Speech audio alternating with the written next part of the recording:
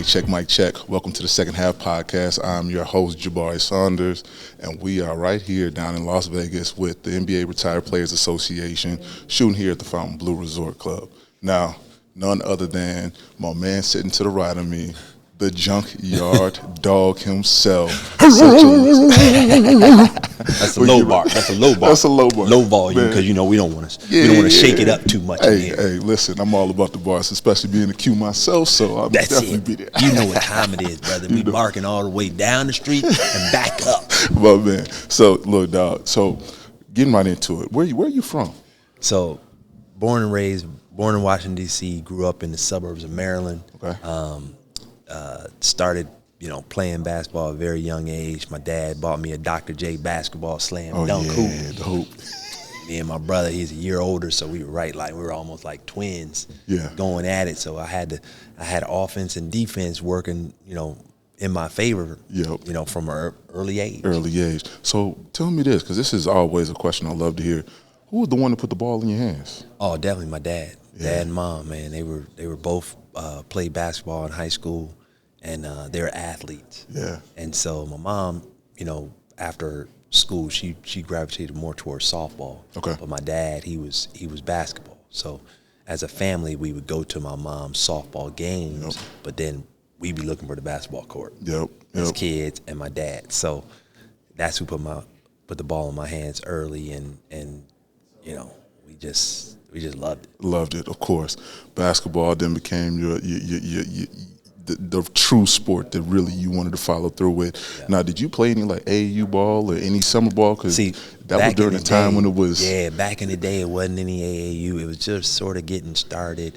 The AAU was on the Blacktop. Yeah. Where you especially in Maryland ball, like out there, DC, Maryland. You got to wait your turn. You have to build up a reputation.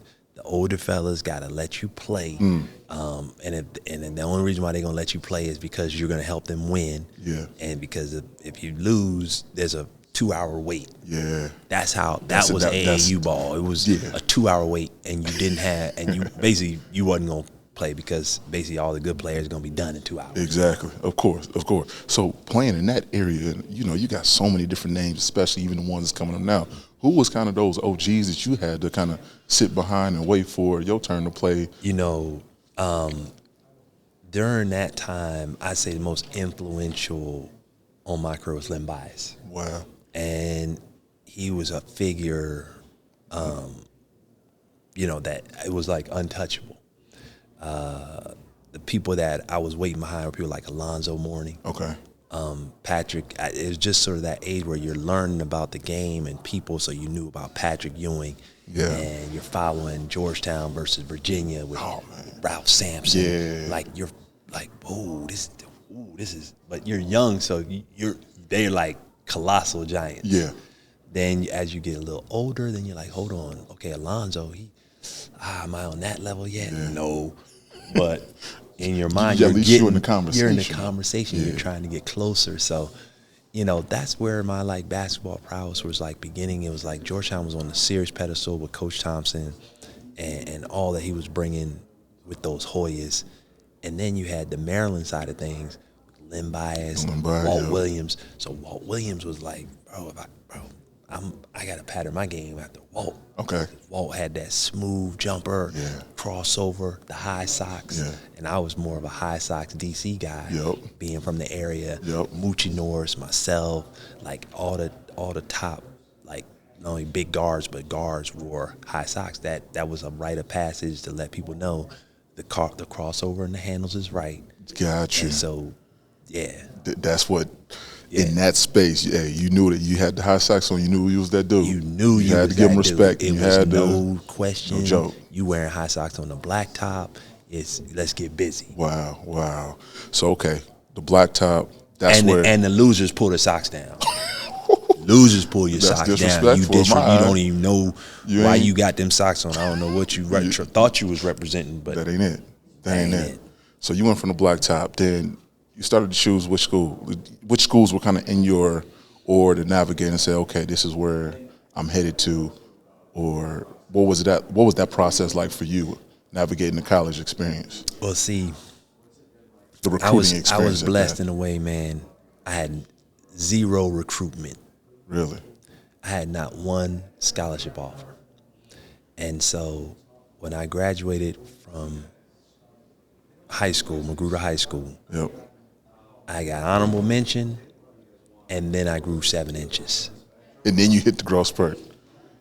And that's what really clicked everything for you and said, hey, now it's time to. But I had already passed. Right, you had already done colleges. everything. Yeah, so Wow. so no colleges knew about me. So now I'm on a secret mission, as I called it, Yeah. to annihilate and destroy all of basically the hoopers in my area, which in my area was the plethora You had of nice, hoopers from Grant Hill to, Grant Hill. He said the list was Grant, and it started and it ended with Grant. Man, like killers, man. USA basketball, Duke, national championship. Yeah. Who else are we going to talk about in that area? You saw who was at the top, and you said, okay, I got to get there. Yeah, so once we played against each other, and he was like, yo, okay. Right, he gave you the nod, The respect, so he knew that you was there. The respect was there. Yeah. Then I'm like, okay, I've arrived. You arrived. That's when you knew it was like. That's when I knew it was like, okay. Then now I can put all this noise to bed. Yeah. I can, get on what's really going on. So I had to finish my junior college degree. Okay, so you went JUCO first. Okay, I did JUCO because I had no scholarships. I was just continuing my education. So now finished that, and it was on. It was only one school. I knew if it was going to be about the NBA, there's only one school. Which was that? Georgetown. I knew. Georgetown. So you got to play for Coach. So I got to play for Coach, man, and I'm coming in the same time that he signed a future Hall of Famer. Allen Iverson was a game changer. Bubba Chuck. Chuck was serious, brother. I believe it. And to see what we were gonna become, like it was almost fitting that myself and him were gonna be the last 2 first-round picks. The last 2 first ones. Coach Thompson. I'm about to say, one, he was definitely the one coach that I said, Coach Thompson, because you don't see too many black coaches. It wasn't too many. It was like Nolan Richardson, I think, around the time. Mm-hmm. Legendary coaches, right? Calvin Chaney. You know what I'm saying? Like, those were the ones you was like, okay. John Thompson, for whatever it was with me, it was like that was the one. That's the one. And I'm from Joliet, right outside of Chicago. So I'm like, John Thompson, that's the one. And I can only imagine. So you there, Allen Iverson, and y'all just balling. Like, hold on. Balling. I want to know off court. Let's get to that, because we was roommates. So what trouble, or not trouble, I guess, what experiences did y'all even have on court there? Because you know what, the best thing I can tell you too, because he blew me away with this one at All-Star Weekend in Utah last year. AI tells my son, he's like, Jeremiah, you listening to your dad? And Jeremiah's like, yeah, I listen to him, right? And he's like, nah, man, let me tell you something. Your dad used to keep me in check. He said, I tell you a story. He said, one time your dad was coming in, and I heard him come in the door of the dorm. He said, I had all this trash and stuff around my bed. I had these like chicken bones. He said, man, I'm grabbing everything, throwing it underneath my bed, trying to shuffle. And my son was like, why are you doing all that? He's like, man, your dad used to make sure the room was clean. He used to make sure things were tight. He ain't like things all messed up and stuff like that. Yeah. My son's like, so he's like, does he tell you to clean your room? Jeremiah's like, yeah. He's like, that's what he was telling me. Like, he was like, so listen to what your dad was saying. But to hear him tell the story, you know how Chuck get. Exactly. He had me rolling. I had forgotten all about that kind of stuff. Like, but to see that he can think about stuff like that was stuff off the court. Yeah. That, when you made some kind of positive impact, just something simple as, hey man, we're gonna keep our dorm room clean. We're gonna not just be out here, whatever. Like, let's keep things tight. But Chuck was fun, man. He introduced me to Biggie Smalls and hip hop music on that side of things, because I was, I was more the Dougie Fresh and, you know, the old school hip hop. Right. DMC, you know. Yeah. He came in with Biggie, and I'm like, man, Yeah. like, different like, sound. Hey, like, where'd that come from? A little different. That's hitting a little different. Yeah. You know, I can smooth that out. But yeah, he had a vibe. You know, he had a vibe and a flow. Yeah. And you know, he always wanted people around him to have fun, and I, you know, vividly remember that.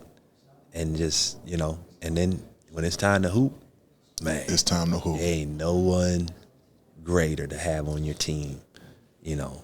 They're having him on. Yeah. So as we transition back to the court, what was your because you spent, you stay all 4 years there, right? Well, because I had my degree. You had your 2 years. There it is. I stayed my 2 years and got my degree. So of those 2 years you stayed there at Georgetown, what was your most memorable moment that you had playing there? Senior night. Yeah. Senior night, man, like, you know, something clicked on senior night. Like, it's like, hold on, this is my last game? Oh, somebody finna get it. Somebody.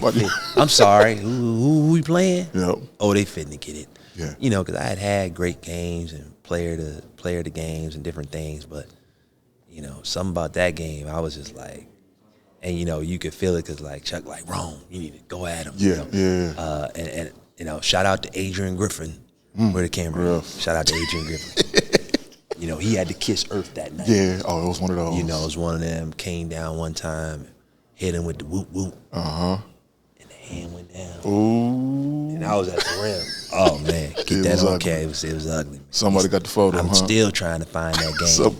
I'm like, would they burn the tape? Man, Griff he done did something with it. Something. He got connections. He called somebody. He called somebody like, we need to make this tape disappear. But that's it. But that was it. Senior night. Senior man, night. that's awesome. You know? That's awesome. So now we transition into your professional career. What did it look like draft now? Because we talking first round draft pick. It was rough because I'm sitting there and I'm the last one in the room, in the green room. Okay. You know, you get invited to the draft. You see how it is on TV today. Yeah. You get invited because you're a lottery pick. Yep. But because I slipped in the draft, I'm sitting back there and I'm not drafted yet. Okay. And it comes back to the same thing we talked about early, me hunting for those people. And who puts the call in for me?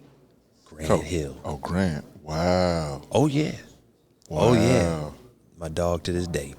He puts the call into the general manager and tells the general manager, Detroit. I don't know why Jerome Williams is still on, but that's who I want playing with me. And you got out there to Detroit with him. Sure enough. Pick up the phone. Hey, we're selecting you. It's time to go. It's time to go. So it's funny you said this. You was in hunt mode because I just had Bobby Simmons on here, and he talked about as he looking at the draft board, he's seeing names being chosen. Who was on your hit list, if you would, that you saw in the draft that you was like, yeah, they had that same. You know, AKA employee number 8.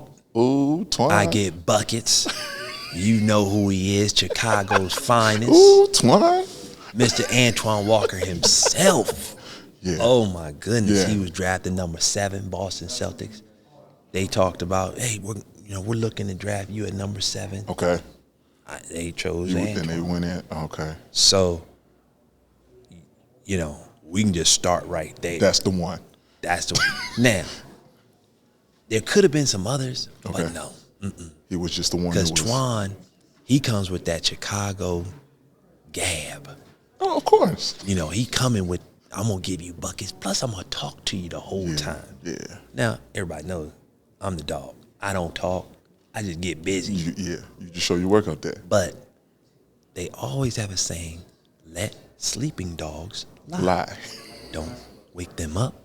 Don't get them roused up, because that's when you might have a problem. So all of my best games, career highs, things of that nature, came against Antoine Walker. Really? Man, if you look it up, Y'all too. look it up. That was your one. Every game. You had it marked on the calendar every year. I got y'all 2 times. Yeah. Matter of fact, y'all on the East, y'all Boston 4. tonight? Oh, okay. Okay, we can. Yep. But love him, man. Yeah. he's a good dude, man, and I like what he's doing now. Yeah. In the community, doing it for the kids, giving back and telling people about his journey to help some other people. Absolutely. But you know, we just had some great battles, you know, and it was all good. You know, we played hard. And I just came up on the winning end the majority of the time. Shout out to Twan. Cyber Twine. You know, it's something about those, you don't see too many or hear too many of that, of the battles, the internal. But of course, you only hear it really in the locker room unless you're close to it. But I'll throw another one out to you too. Big Dog, Glenn Robinson. Oh, we had some battles, but the battles were so much fun. Me and him were smiling, laughing, having a good time battling. But it was a war.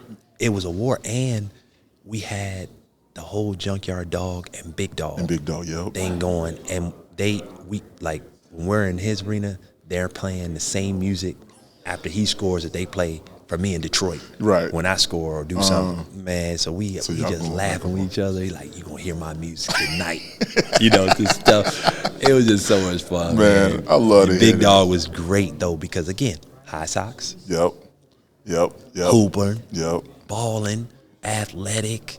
Hit you with smooth the mid-range, smooth, right? Yeah. You know, and I'm coming with the grime, and I get my 20 the other way. Yep. That's what I like about today's game with like Angel Reese and Caitlin. Oh yeah. Like, you know, you love them both because they two different players. Yeah. You know, one is shooting from the parking lot, which is I gotta watch this, made CTV. Yeah. But the other one just grimy, down there hustling, getting it done. Like, and you like another double today. Another double. Just keep breaking records. Like, I'm just Smash Mouth. Yeah. And then she's just flat out tell you, I'm a dog. That's it. Yeah. Like, what? Yeah. What? Yeah. What? Yeah. So. Yeah.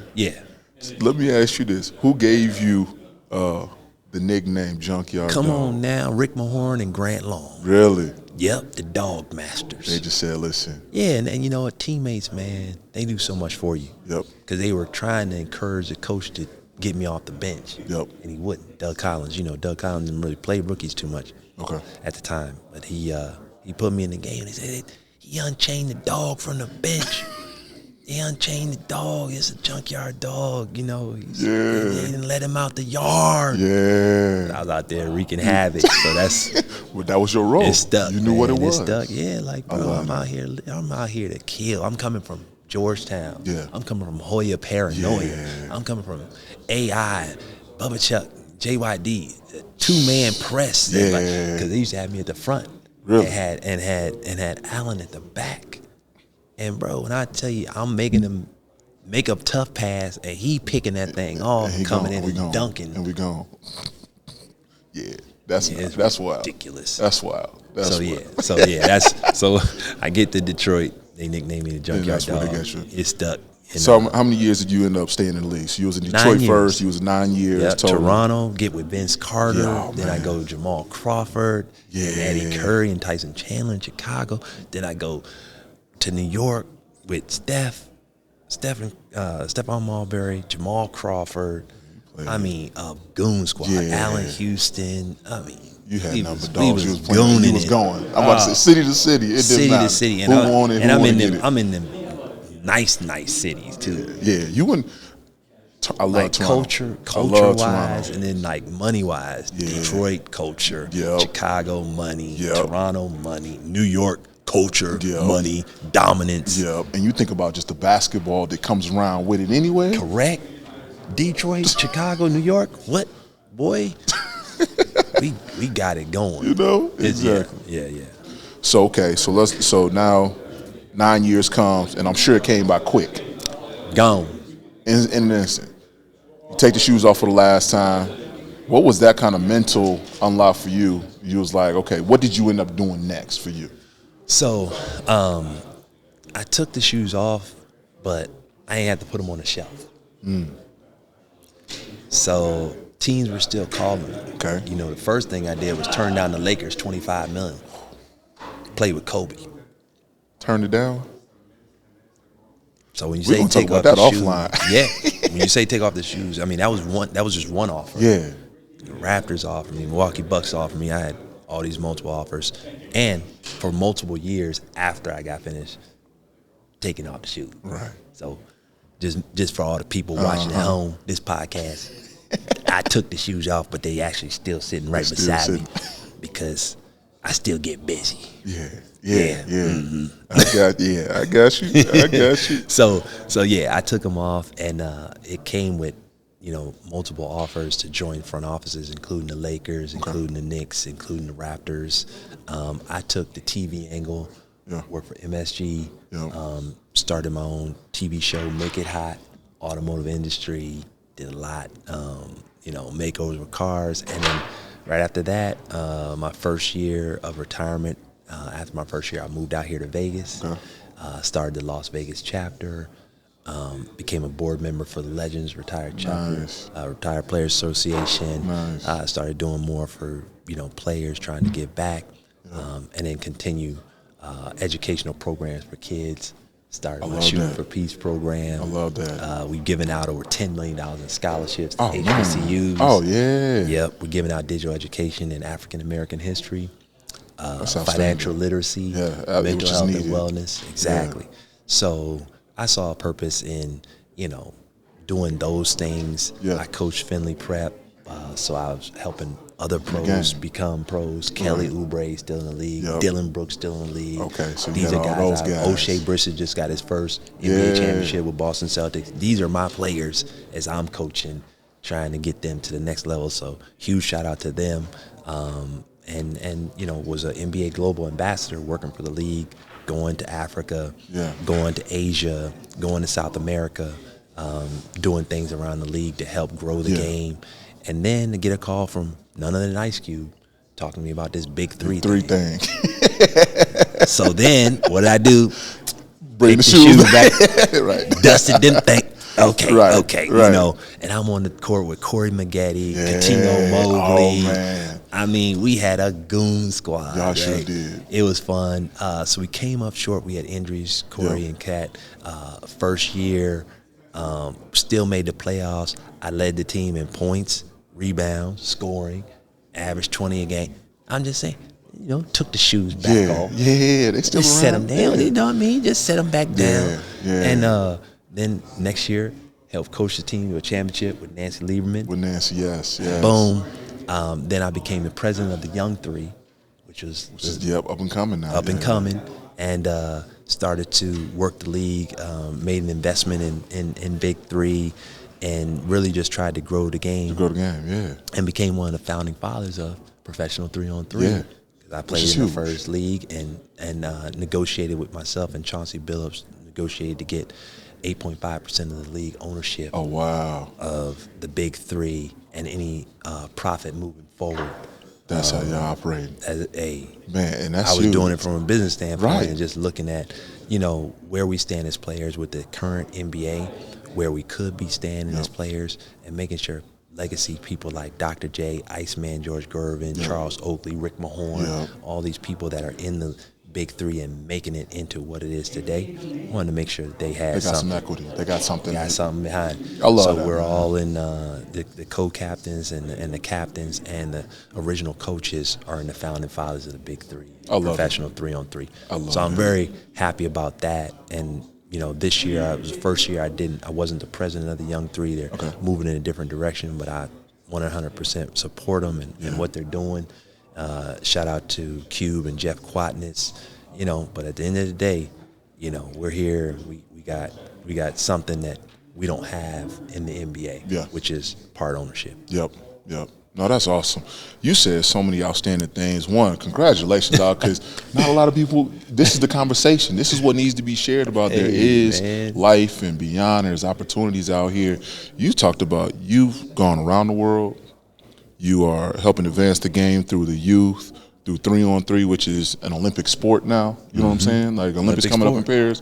So that's something that people can find another lane to. Kids can go out there and get scholarships for 3-on-3. 3-on-3. I'm sure universities going to start adding 3-on-3 basketball just to then support, USA basketball as well, which is but what I love to hear is you have this business acumen that you picked up. Did you have like a mentor or somebody who was in your corner like, hey, dog, this is what I need you to do. I need you on this. I had, my mom, my dad, Dr. Joseph Carr, who Wow. helped me get to Georgetown. Second person that brought his name Come up. on, man. Wow. Doc, that's a gem. Really? That's a gem. Hidden gem. Wrote the rookie transition program. Yeah. Got guys like Larry Woodard, you know, out of New York. Yep. You know, worked for General Motors, took Oprah over the top. Like, people like those gems that just, you know, stay in my ear. Hey, Jerome, you need to do this. Hey, you need to look at this. Hey, you need to consider this. And anytime I need something or about to make a move, just get their counsel, point me in the right direction. And then you also have young guns. Yeah. People like Roger Mason, you know, got in there with the big three, was first commissioner, steered a lot of guys in the right direction, started his own company. Yeah, that's awesome. You know, and that's what gave me the vision to start my own things. Like, I got Champions Basketball Network. Okay. So I can go around and do what you're doing, commentate, Yeah. but also teach the next generation how to create their own fast channel. So you're not just on YouTube. You got other outlets to be able to pay you, whereas you don't have to, you know, spend millions of dollars for an entire staff or production, right? Dumb it down, make it simple. Created an opportunity for people in your neighborhood that they can pick it up on it without having to, you know, go through the whole nuances, because you do have to educate yourself. But then there's a lane that some people, you know, you're gonna have to pay more for that education if you don't have some knowledge about. Hey, this is a quick, easier way to do it. More inexpensive, more cost effective. So learn things like that so I can pass it on is very important. I love that. Now, of course, we always see the successes of it. Has there been anything post-career that you've dealt with yourself that kind of gone the other route?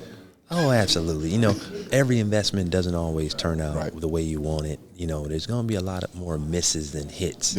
And, you know, thankful enough for me, I've always had a hit and miss pile.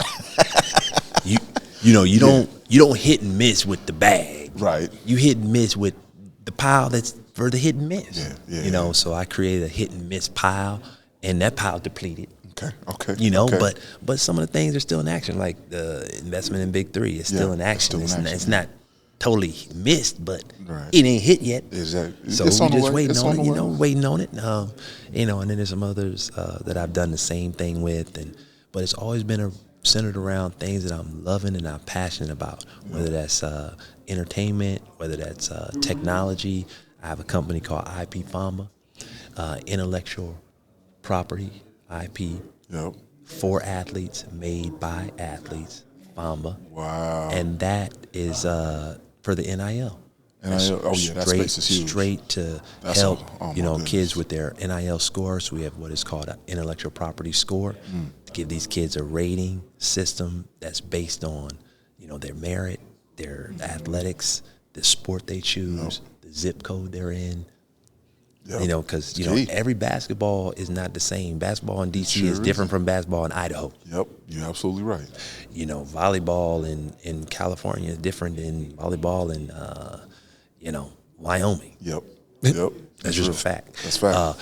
Football is different in Texas and Florida than it is in, you know, Montana. There you Virginia. go. Virginia. It's just different. It's different. You got to understand there's different scores for different zip codes and the sport that you're playing. So things like that, and then also showing athletes how to, you know, start to look at this NIL thing from not only that, but how to brand themselves, how to use their own content to build things in the NFT space, get them on that blockchain and things like that. Just introducing those kind of aspects is something I'm very interested in and interested in, and we're starting to make some strides to get the last bit of funding we need to really kick it off and make it bigger than what I can do on my own. I love it, man. I love it. Last question before we go ahead and get out of here for you, though. What is the advice that you would give those up-and-coming athletes, as we kind of covered? You got the NIL who's in college. You got the ones who are transitioning, whether into the pros. And what advice would you give them as they transition to their next chapter, leaving the game? Similar to what we talked about earlier, is have a mentor. You know, and do your research, right? Find out about people. Find out about what success looks like for you. You know, everybody's not going to be Magic Johnson or Michael Jordan. They're not going to have billion in an account. But there's a lot of successful people. Chu Smith, you know, the new current president of the NBRPA, he's a success story. Yeah. Played for the Harlem Globetrotters, has a community in Baltimore, whole ecosystem that he's built out. Yeah. That's a success story. Yeah. You know, find a mentor. Like, he's one of my mentors. We mentor each other. We kick things back and forth. You need that circle. But yeah, you need that circle and have a good circle. And then, you know, you have to have some spiritual guidance as well. Yeah. You know, don't rely on yourself. Like, I rely on the Lord. I rely on higher power, higher source to help feed me, help guide me, help get me on the right path and keep me on the right path. And then also, last and most important, who's your partner? Don't slip. Because the person that you choose for that coveted position is ultimately going to be your strength or your downfall. And it goes both ways. So I'm not just pointing out, you know, one side of the fence. But that person right there, you know, thankful enough, I was blessed to make the right decision. Been married for, you know, what year is it? 2024. 24 years. Ooh, see, I made it you easy. Made it easy for you. I don't want to have to figure out what year is it? There it is. 24 years. 24 years. You know, congratulations. That's beautiful. Thank you. You know, shout out to my wife Nicolette Williams. Yes. She's a dying piece, but her heart and mind and everything's in the right place, and that's what makes us a good team. And that's what I say to the next generation and people coming off this court. You know, if you gotta strengthen your team, you know, don't be afraid to get a little help. Yep. You know, my wife and I, we went to counseling just to strengthen our relationship, and you know, we going strong. It's things that you learn about each other through counseling is very helpful. So, you know, I was kind of like, I don't need to go to counseling. I don't need to go to counseling. Like, but it's really real. Yeah. Once it's you real. do, you're like, oh, you know what? Dang, I see why people go. It helps you really. Like, exactly. and so I can say it 24 years later. You know, it was a good decision. Yeah, good decision. That's a big one. You know? That's a big one. So that's the advice I give, my brother. Shout out to your partner, Nicolette. Yep. You got a good one over here. Well, look, man, I appreciate you being on the Thanks podcast. for having me, man. Yes, sir. This is a great conversation. Dog pound, baby. We yes, sir. sir. Do this thing. Dog pound. And he accused it. One thing. Where can people just kind of keep in contact with you, follow you on social media, all of that? Yeah, so at Junkyard Dog, JW, you know, and then I got at Champions Basketball Network. I got at Future Pros. Oh, man. Come on, man. You got it all. And then you can go to www.shootingforpeace.com. Love it. And see everything that's going on. And actually, if you have a kid or somebody who you want to get a scholarship, check us out. And we try to provide that as well. Yes, sir. We in these streets. In these streets. You out here. I love it. I'm out here, brother. Well, man. Well, look, everybody, be sure to continue to follow us at the Second Half Podcast. We're going to be back with more episodes right here in Las Vegas with the National Basketball Retired Players Association. Stay tuned. It's the second half, but guess what? Overtime is coming. Let's go.